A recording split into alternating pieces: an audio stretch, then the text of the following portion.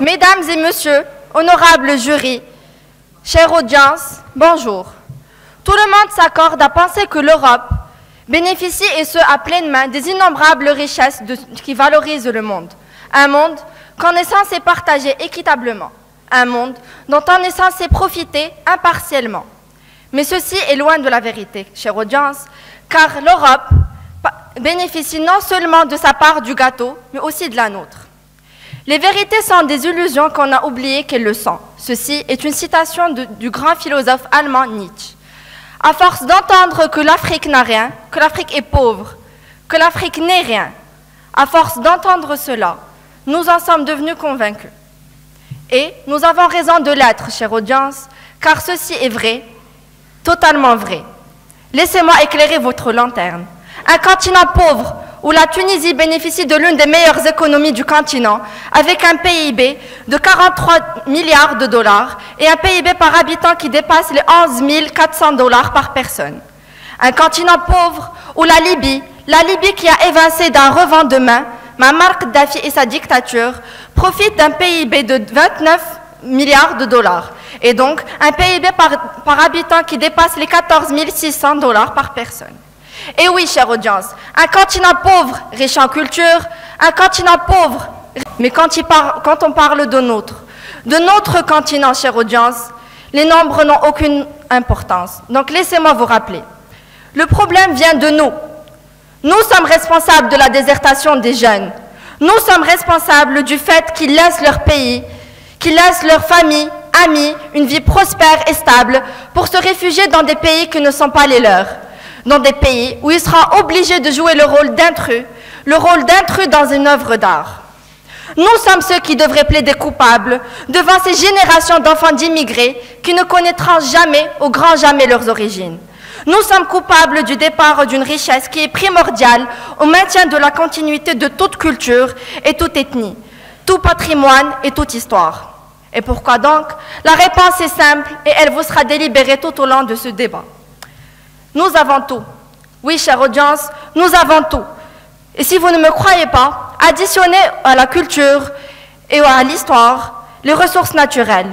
Oui, les ressources naturelles, car l'Afrique possède plus de 97% des ressources mondiales de cuivre, 57% de celles d'or et 60% de celles de diamant. Si cela ne vous suffit pas, chère audience, additionnez aux ressources naturelles et le mélange de culture et d'histoire les ressources énergétiques. Les pays arabes comme l'Algérie et les pays d'Afrique noire comme le Nigeria possèdent d'importants gisements de pétrole et de gaz naturel. Les ressources hydriques sont également très importantes, mais elles sont moins utilisées. En ce qui concerne le secteur alimentaire, l'Afrique possède des terres fertiles, des forêts et de larges bancs de pêche. La plupart de ces ressources sont sous-exploitées ou donc cédées à des entreprises étrangères pour les gérer. Donc, chère audience, Dieu nous a gâtés, mais nous sommes ingrats, nous sommes malhonnêtes. Nous ne savons pas utiliser les cadeaux qui nous ont été offerts. Nous laissons ces bienfaits nous couler entre les doigts. Nous faisons de nos richesses un mauvais investissement. Nous avons tout, mais nous ne donnons rien. Et pourquoi cela? Eh bien, simplement à cause de l'exode des cerveaux. Oui, l'exode des cerveaux. Chère audience, l'Afrique n'a pas besoin de ressources naturelles des Européens, ni de la culture de débauche de ces derniers. Nous avons besoin de nos jeunes, de nos enfants pour avancer. Et ceux-là sont les ressources, les vraies ressources, la vraie richesse. Mais ces derniers nous ont été enlevés par la force du soi-disant développement. Merci.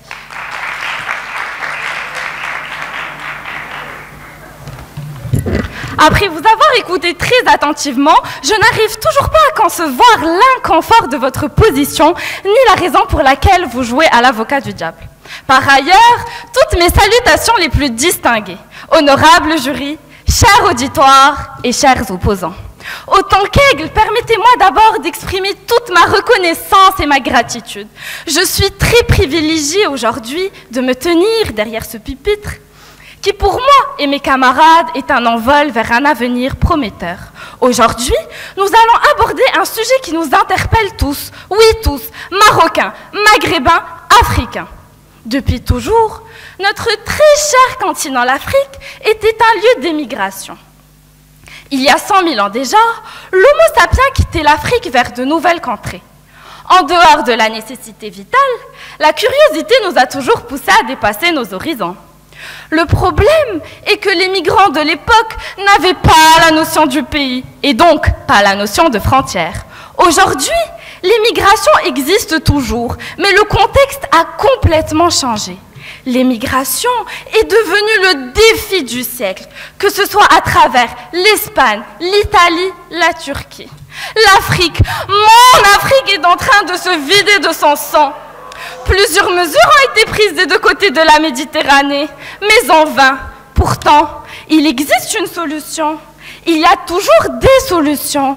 Vous ne le pensez pas ? Peut-être que les mesures sont insuffisantes. Oui, elles le sont sûrement, car mon Afrique pleure encore ses enfants partis. Existera-t-il un équilibre un jour ? J'en doute, et ceux qui le pensent vivent dans le monde des bisounours. Le sommet de la Valette à Malte, qui s'est tenu en 2015, était consacré à ce sujet brûlant. Mais malgré le chèque d'1,8 million d'euros par l'Union européenne, rien ne change, ou presque. Alors, peut-être que l'argent n'est pas la seule solution. L'équilibre des richesses paraît être au cœur du sujet.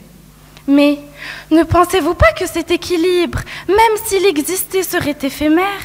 Une éclipse n'est-elle pas éphémère, alors que pendant un laps de temps, la Lune et le Soleil semblent être en parfaite harmonie. Et d'un coup, pouf, tout s'envole. Chers camarades, l'équilibre entre l'Europe et l'Afrique n'est qu'une illusion.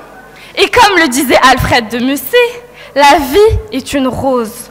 Dans chaque pétale est une illusion et chaque épine une réalité. Le quotidien de l'immigration africaine, ce sont des épines. C'est ça la réalité.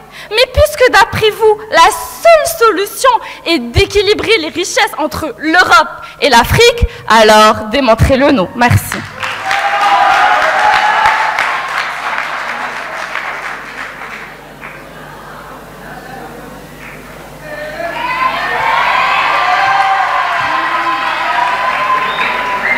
Chers opposants, je vous rappelle que l'immigration n'est pas un défi pauvre pour tout le monde. Parfois, c'est une obligation. Passons.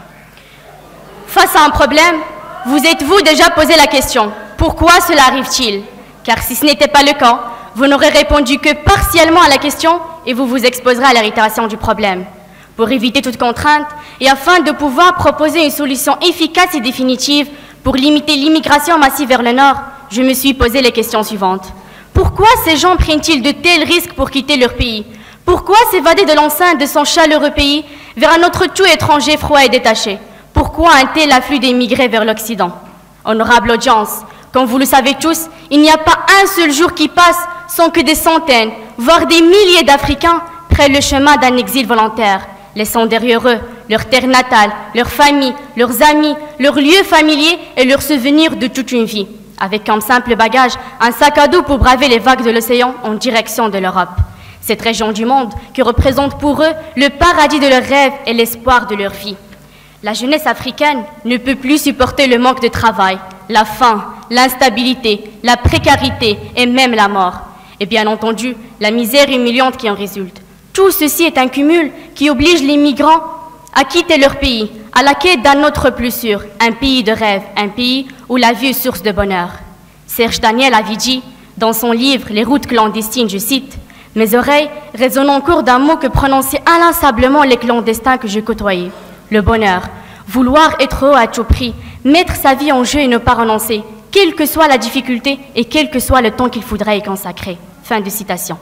En général, les migrants sont mus par des motifs aussi complexes que multiples, à savoir politiques, économiques et même sécuritaires. Mais l'envie de réussir et la pauvreté, ainsi que le manque d'opportunités de vivre dans la dignité dans son pays, restent les facteurs les plus majeurs de l'immigration. Un clandestin affirme en disant « Nous sommes sortis de nos pays, de nos familles, la rage au cœur, avec l'envie de réussir. » Maintenant, la question qui se pose est quelle est la solution la plus adéquate pour limiter l'immigration? Si même le risque de la mort ne dissuade pas les clandestins, comment agir alors? La prison? Ils s'en moquent. Le renvoi de leur pays? Ça coûte cher et ils reviennent. Surveiller les frontières? Encore pire. Il est certain que la plupart des migrants préféreraient rester dans leur pays d'origine, mais ils n'ont pas le choix. Alors pour limiter la pauvreté qui provoque l'immigration, il est urgent d'aider au développement de l'Afrique. Oui, chère audience, la seule solution pour limiter l'immigration massive vers le nord est d'équilibrer les richesses entre l'Europe et l'Afrique. François Bayrou avait dit, je cite, « Il n'y a qu'une seule politique juste et efficace de lutte contre l'immigration que nous devrions imposer à la communauté internationale et à l'Europe. C'est de garantir aux Africains qu'ils peuvent vivre convenablement en Afrique de leur travail comme des hommes debout. » Merci.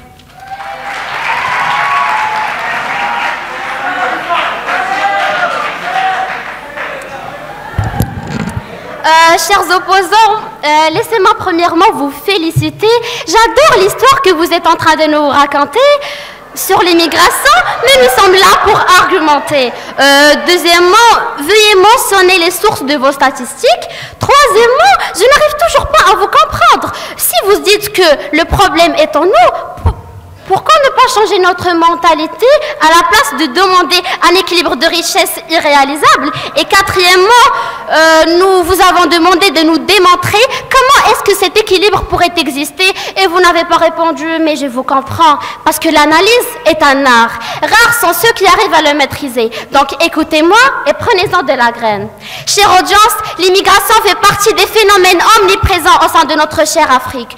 On commence même à considérer l'océan Atlantique comme étant le cimetière de nos clandestins africains. Mais c'est heureusement que mes chers opposants sont là afin de nous proposer la solution. Une solution pour limiter l'immigration, mais c'est ce qu'on attendait depuis des décennies avec enthousiasme et impatience. Une solution aussi efficace qu'irréalisable. Et comme étant quelqu'un de très polyvalent, permettez-moi de piétiner sur tous les domaines. Vous affirmez, chers opposants, que la seule solution pour limiter l'immigration massive du sud vers le nord est d'équilibrer les richesses entre l'Afrique et l'Europe. Donc mathématiquement, vous insinuez que équilibre de richesse implique limite d'immigration. Et sur le plan de l'équilibre, A n'est égal à E tel que les deux appartiennent à R que si les deux ont exactement la même valeur. Soit R, les richesses, soit Q, l'ensemble des richesses naturelles marchandes, et soit Z, l'ensemble des richesses naturelles non marchandes. Est-ce que vous pensez réellement qu'un équilibre, qu'un être humain pourrait un jour égaler le pourcentage des richesses souterraines d'un continent avec un autre? Bien sûr que non, à part si cet être mortel voulait défier Dieu et créer une nouvelle vie. C'est ça votre position? C'est ça ce que vous voulez dire? Conclusion, chère audience, A n'est et ne sera jamais égal à E. Ce qui veut dire, chers opposants, que malheureusement, votre implication est fausse. Je ne suis pas si méchante, et donc, pour vous faire plaisir, je vous parlerai de votre spécialité, la physique. Nous savons tous, chère audience, que pour qu'un corps soumis à deux forces soit en équilibre, F1 doit égaler F2. Je tiens à préciser que je parle d'intensité de force et non des vecteurs. Et donc, s'ils diffèrent qu'à la virgule près, hop, vous l'avez deviné, notre équilibre est interrompu. Tout ceci, chers opposants, c'est pour vous rendre conscient de la complexité de la réalisation de cet équilibre que vous considérez si simple. Et pour nous aussi, économistes, dans un examen de comptabilité concernant le bilan d'ouverture, si nous nous retrouvons avec un total actif différent du total passif, qui doivent normalement être équilibrés, nous risquons d'obtenir un zéro, comme vous risquez de vous perdre durant tout ce débat. Et pour finir, je vous prie de vous réveiller. Mais nous parlons de l'Afrique et de l'Europe. Mais comment pourrait un équilibre exister lorsqu'un continent se place déjà supérieur à l'autre? Et pour vous faciliter la tâche d'y répondre, je vous donne un petit exercice. Cochez la bonne réponse. À votre avis, qui est-ce qui va prendre l'initiative et va aller vers l'autre? 1. C'est l'Europe, c'est l'Afrique qui va se hisser au niveau des pays occidentaux. 2. C'est l'Afrique c'est l'Europe qui va se... c'est l'Europe qui va faire le geste de la galanterie et de la noblesse et va se pencher beaucoup afin d'égaler l'Afrique. Et c'est là que vient la consigne que nous détestons tous. Justifiez votre réponse. Je serai fière et ravie si vous arrivez à compléter votre exercice correctement. Merci.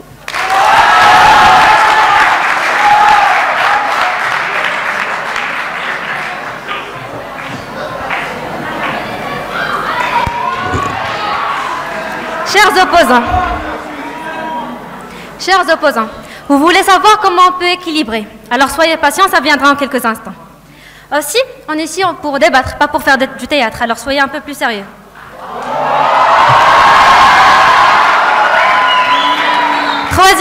les richesses en économie politique est mesurée par le PIB, non pas par le nombre des humains ou je ne sais pas ce que vous avez dit.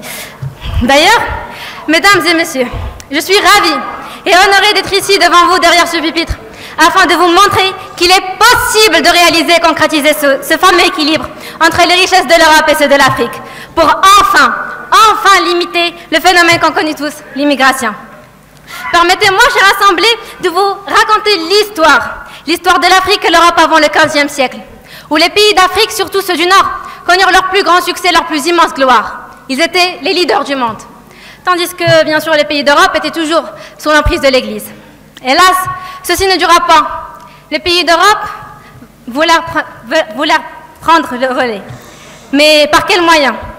Eh bien, ces dernières cherchèrent une proie. Ils cherchèrent un continent des plus riches en matières premières et des plus proches. Ainsi, ils utilisent la force, le pouvoir et la guerre afin d'avancer et devenir des plus grandes forces économiques. Après avoir colonisé chaque pays et usé de ses richesses, ses immenses richesses, le laissant accablé par les crédits, incapable, paralysé et mesquin devant le monde. Pourtant, malgré sa faible position, l'Afrique a pu se relever et avancer. Tout ceci grâce aux grands efforts des Africains. Ces efforts qui n'ont pas cessé jusqu'à ce jour même.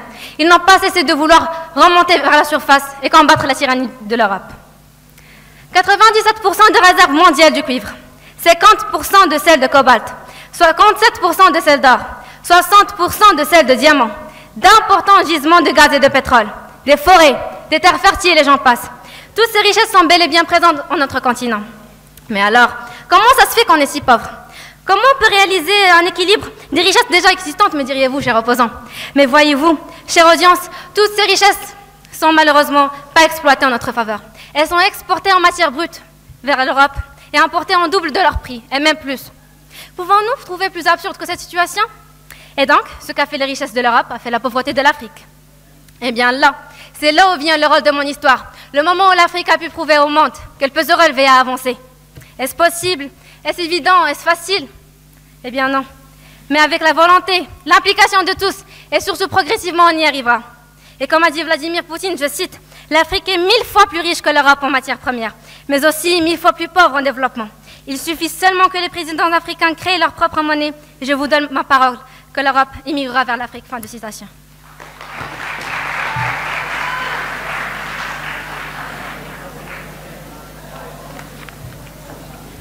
Mes chers détracteurs, chacun a sa manière de faire. Ce n'est pas des cours de théâtre, c'est tout simplement notre réaction naturelle suite à vos arguments. Deuxièmement, honnêtement, si vous m'aviez raconté l'histoire des 3 petits cochons, j'aurais été beaucoup plus convaincue. Mes très chers compatriotes et ma très chère audience, ce n'est pas par hasard que je me tiens devant vous aujourd'hui. Bien au contraire, si je suis là, c'est pour vous démontrer par A plus B que l'équilibre n'est qu'un mythe, une fabulation de l'être humain, un réel conte de fées, voire même une conspiration. Alors, suite à mes petites réflexions, je vais m'engager dans une critique acerbe et sans merci de la notion d'équilibre. Je tiens à préciser que je ne suis ni une grande penseuse, ni une grande philosophe. Seulement, je vais vous donner des explications simples et basiques pour vous démontrer que l'équilibre n'est qu'une belle théorie. Voyez-vous, ma très chère audience, la notion d'équilibre n'est pas une solution envisageable. Et c'est même utopique dans un monde comme le nôtre qui est régi par le mouvement capitaliste, dont l'opposé est le mouvement communiste. Et ce même communisme, je vous le rappelle, a engendré la descente aux enfers de plusieurs pays. Et quel est le principe fondamental du communisme? Eh bien, c'est l'équilibre dans la société. Si je suis assez intelligente pour comprendre, je pourrais dire que l'équilibre n'est même pas applicable au sein d'une seule patrie, d'une seule nation ou d'un seul pays si vous préférez. Et vous voulez le calquer sur 2 continents complètement opposés. Avant de me rétracter, je voulais juste éclaircir un petit point. Les gouvernements sont différents. Leur gestion des ressources, ces ressources qui sont intarissables, l'est aussi. Rien n'est plus illusoire que cette notion d'équilibre et il faut être sincèrement frappé de myopie pour ne pas voir que les croyances, les envies, les énergies, les passions et les talents ne sont ni synchronisés ni équivalents. Messieurs, dames, considérer l'équilibre comme une solution, c'est une erreur très grave car car c'est seulement une lueur d'espoir et une belle littérature à laquelle ceux qui n'ont plus d'espoir, les individus désespérés, s'y accrochent comme à une bouée de sauvetage. Merci.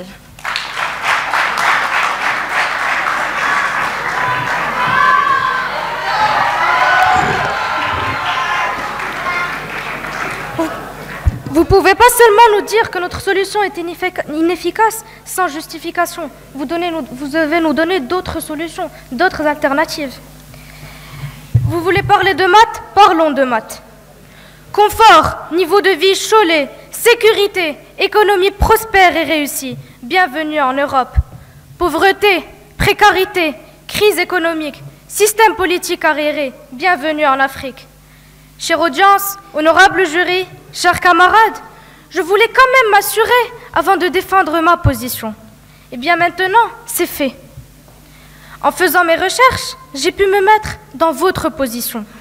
Je suppose donc qu'il ne peut pas y avoir qu'une seule et unique solution. Et naturellement, je me suis donc posé la question, comme vous d'ailleurs. Comment limiter l'immigration alors? Quelles sont les autres solutions possibles? Alors, primo, brillante idée en 2016.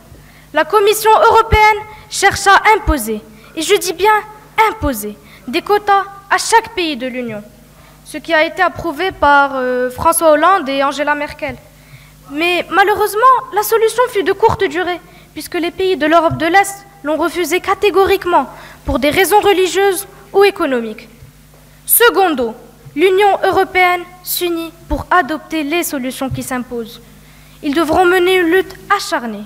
Ne plus laisser les étudiants étrangers, laisser tomber les réfugiés et encore assurer un billet retour à tous les migrants venus illégalement. Et voyez-vous, chers opposants, ce n'est pas du tout conforme aux droits de l'homme. Et soyons fous, troisième solution. En 2004, cette fois-ci, à travers la création du Frontex et Eurosur, qui permettront de surveiller les frontières européennes, donc de réduire l'immigration clandestine, de lutter contre la criminalité et la survie des migrants en mer. Et encore une fois, cette solution n'est pas concrète. Elle durera juste le temps de calmer l'opinion publique, comme elle l'a toujours fait d'ailleurs. Einstein avait dit, la définition de la folie, c'est de refaire toujours la même chose et de s'attendre à des résultats différents. Et donc, par absurde, je montre que ce qu'on a supposé vrai est faux. Thomas Edison avait dit, je cite, « Je n'ai pas échoué, mais j'ai simplement trouvé 10 000 solutions qui ne fonctionnent pas. » Chère audience, je vous passe les milliers d'autres solutions, puisque la seule et unique est devant vous, équilibrant les ressources, les richesses entre l'Europe et l'Afrique. Merci.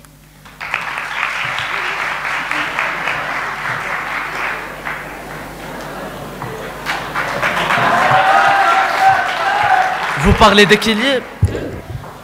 d'équilibre, mais entre deux continents, comme l'a dit ma camarade précédemment,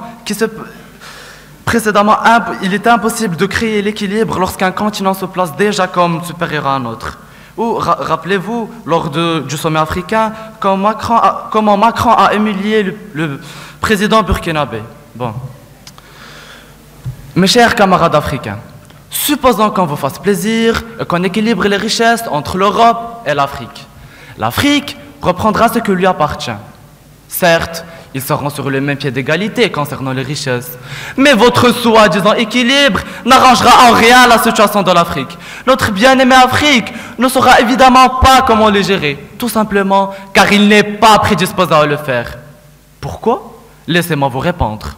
Tout d'abord, l'Afrique souffre terriblement d'une instabilité sociopolitique, des conflits intérieurs irrésolus, des dirigeants qui subviennent à leurs besoins personnels aux dépens des pauvres citoyens qui subissent ces situations plus qu'inconfortables. Je ne sais pas si vous, chers opposants, avez suivi les faits divers récents, mais il y a quelques semaines seulement, les militaires du Zimbabwe ont trouvé plus d'argent dans la maison du ministre des Finances que dans la banque centrale de tout le pays. Mais vous qui promettez cet équilibre, vous pensez que vous pouvez émettre un équilibre dans de telles conditions? Ensuite, parlons d'éducation. Là encore, il n'est pas question d'équilibre de richesse. Pour vous résumer, l'éducation africaine, c'est les montagnes russes. Ils sont toujours dans le peloton de queue. Je ne sais pas si vous, chers opposants, savez la raison pour laquelle le Japon est un continent aussi développé alors que 17% seulement de son territoire est cultivable. C'est l'éducation son atout majeur. Ou encore Singapour, qui dans les années 50 était une partie sous-développée, mais qui grâce au Premier ministre établissant l'éducation pour tous, a réussi à se réincarner tel un phénix renaissant de ses cendres, est devenu une puissance mondiale alors qu'il n'était qu'un archipel pauvre en ressources naturelles. Le sujet dont je veux vous parler maintenant est un sujet un peu plus sensible. La corruption, nous l'avons tous subi, nous l'avons tous connu dans les établissements, les administrations publiques, partout dans le pays. L'Afrique regorge de richesses naturelles. Là n'est pas le problème. Avant de finir mon intervention, je vous invite à répondre à ma question. Si vous possédez 10 pots de terre vide, allez-vous en acheter un 11e ou allez-vous acheter des graines pour qu'elles poussent et qu'elles donnent des plantes? Merci.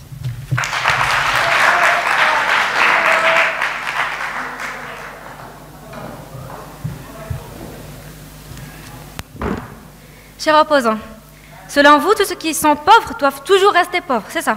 L'Afrique n'aura jamais le droit d'avancer et à avoir cet espoir d'avancer? C'est illogique. Chère audience, comme on le sait tous, le succès de l'Europe réside dans la construction de l'Union européenne, qui a offert aux pays d'Europe plusieurs avantages pour s'unir en une seule force et une seule richesse. Alors, des années plus tard, l'Afrique elle aussi s'unisse et crée elle aussi l'Union africaine, qui comprend aujourd'hui la totalité des pays d'Afrique.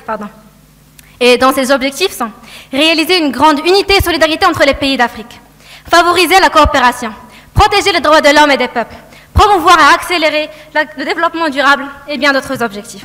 En effet, l'Afrique a connu ces 10 dernières années une augmentation de son PIB de 5,1%. C'est la deuxième plus rapide augmentation au monde. Le continent a connu ce ressort grâce à une plus grande stabilité politique et des réformes économiques qui ont permis au secteur privé de s'épanouir. Alors voilà, l'Afrique est en train de se développer. C'est juste une question de temps. Et comme on dit, demain mieux qu'aujourd'hui.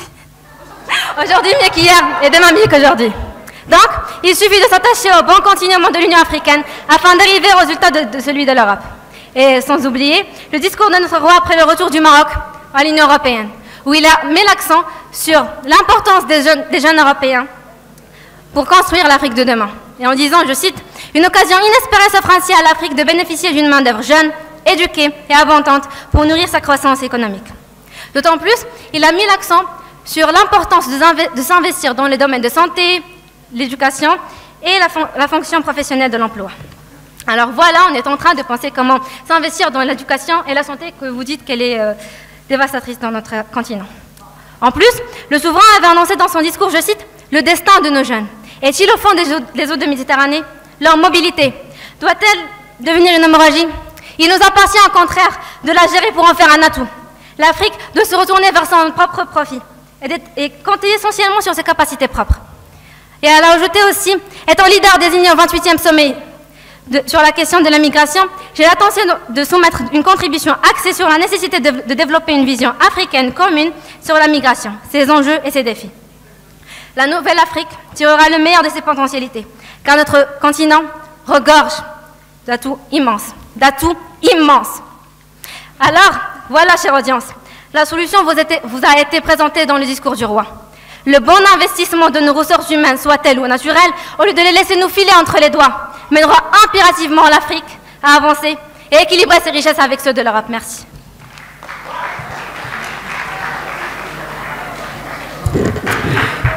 Vous nous reprochez de ne pas donner de bons arguments, mais c'est juste que vous n'écoutez pas. Comme on dit, la parole est d'argent, le silence est d'or. Passons. S'il vous plaît, nous sommes en train de perdre... S'il vous plaît, nous sommes en train de perdre du temps précieux. Soyons clairs et réalistes. Équilibrer les richesses n'est même pas une solution pour être la seule solution. Effectivement, il n'y a pas qu'une seule solution. Dieu merci que vous vous en êtes rendu compte. Voyez-vous, nos richesses, les richesses africaines, sont encore exploitées. Pensons un instant à l'Afrique. Les premières choses auxquelles on pense majoritairement sont la précarité, la guerre intestine. Maintenant, pensons à l'Europe. Certes, Certains d'entre vous me diront les traités de paix, d'autres me parleront de l'Union européenne.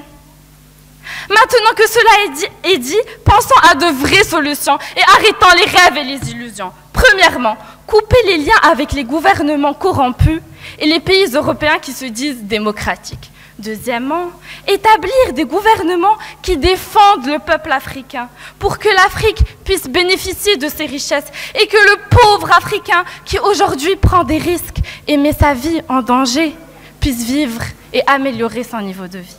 Troisièmement, partager l'expérience démocratique au lieu de partager les richesses. Mais soyons optimistes et surtout réalistes. Il n'y a qu'une seule voie.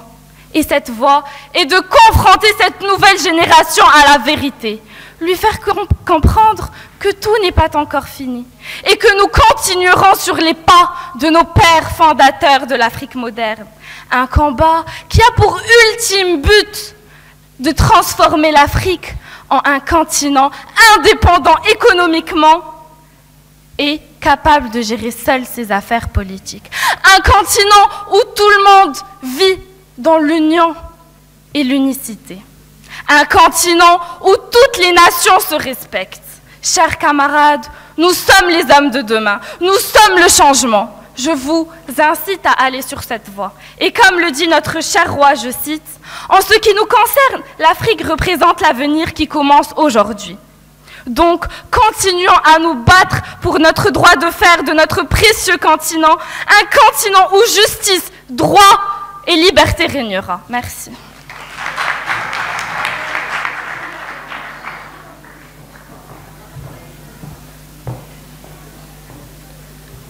Vous savez, l'équilibre ne signifie pas seulement un équilibre en richesse naturelle, mais on parle ici d'équilibre en savoir et savoir-faire qui sont considérés des parties majeures de la richesse.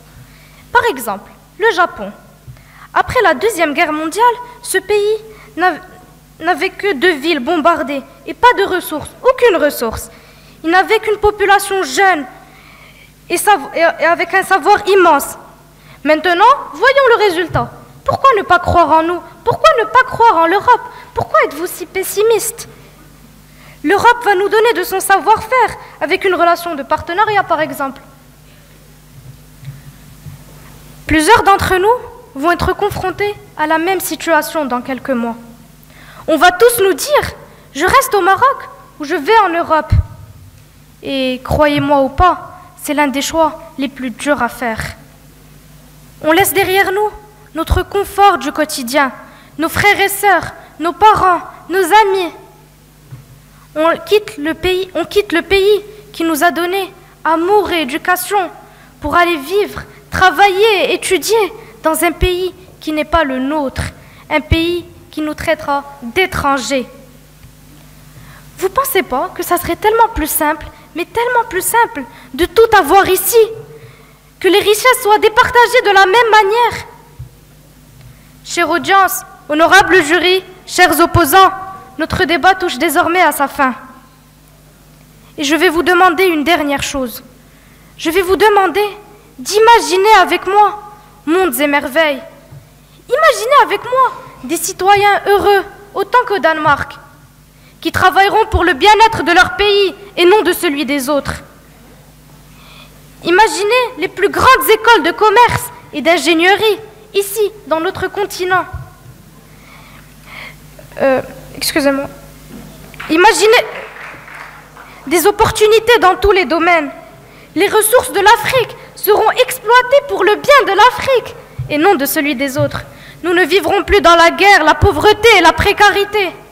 Mais ce que si nous nous mettons à travailler dur, que si gouvernements et citoyens s'unissent, que si tous les pays d'Afrique se réunissent, nous redeviendrons forts parce qu'on a la solution devant nous, parce qu'il suffit juste et tellement juste d'équilibrer les ressources avec l'Europe. Merci.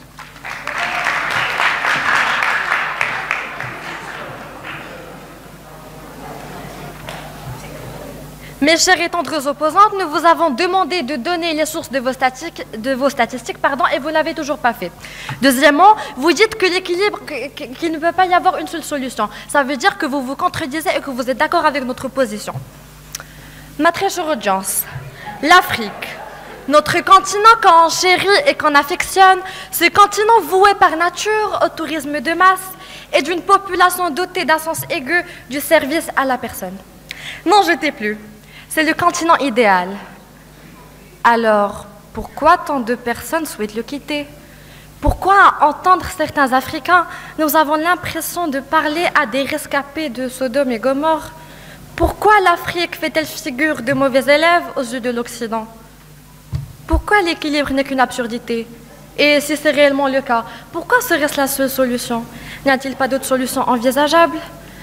Toutes ces questions mettent mon cerveau en surchauffe et j'aurais tellement aimé que mes coéquipiers et moi réussissions à y répondre. Malheureusement... Attendez une seconde, s'il vous plaît. Ah, en fait, on vient de me dire à l'oreillette que c'est déjà fait. Horrible erreur, autant pour moi. Passons à quelque chose de plus poignant. Sachez qu'il n'a jamais été question d'équilibre, car le réel problème, c'est dans les mentalités, les esprits, las cabezas. Vous, peuple africain, n'êtes pas conscient de la gravité de la situation. Vous ne réalisez pas votre pouvoir, votre suzeraineté et votre suprématie. La nature vous a servi sur un plateau d'argent, un climat tropical, une situation géographique plus que satisfaisante, des ressources naturelles en abondance qui sont certes surexploitées, mais qui sont surtout mal exploitées de la part des Africains. Et qu'en avez-vous fait de ce plateau? Eh bien, vous l'avez jeté au visage de Dame Nature, comme si c'était une sorte de créature vipérine et mal intentionnée. Alors qu'à la base, l'intention était bonne. Lorsque je dis vous, sachez que je ne m'exclus pas, parce que nous, oui, nous tous autant que nous sommes, avons jeté l'éponge trop tôt. Et ça m'irrite et ça me dégoûte de proférer de tels propos aujourd'hui. D'ailleurs, ma langue me brûle et mon visage en devient même rugueux. Mais ça m'est égal car moi, je refuse de me voiler la face, contrairement à vous. Il faut savoir que les dirigeants européens, ça ne les dérange aucunement pas de nous donner des faux espoirs durant des meetings ou des conférences Europe-Afrique, de nous faire croire qu'un beau jour, nous allons nous réveiller et nous allons avoir une merveilleuse cohésion africo-européenne. Mais ça ne pourra être réalisable, malheureusement. Pourquoi? Avez-vous besoin de quelques secondes de réflexion? Pourtant, c'est clair comme du HCO3+, ou autrement dit, de l'eau de roche. C'est clair car ils savent, ils en sont conscients que nous avons plus de richesses qu'eux et que le jour où l'Afrique disposera entièrement de ses richesses, le monde tremblera, car l'Afrique s'éveillera enfin. Mes très chers détracteurs, c'est la dernière fois que je vous entends faire des discours aussi enjoliveurs, car affirmer que l'équilibre des richesses est la seule solution pour lutter contre l'immigration massive, c'est une grave erreur. C'était tellement beau à entendre et vous saupoudrez du sucre sur les faits pour les embellir. J'étais à deux doigts de sortir mon violon et de composer une merveilleuse symphonie avec vous. Avant de finir, je voulais vous inviter à méditer sur une citation que j'aime tout particulièrement et que, bien sûr, je vais dire dans ma langue préférée. Sit vis ad mutationem in mundo. Ne vous inquiétez pas, je compte traduire. Soyez le changement que vous souhaitez voir dans le monde. Et ce n'est pas moi qui dis ça, c'est Nelson Mandela. Merci.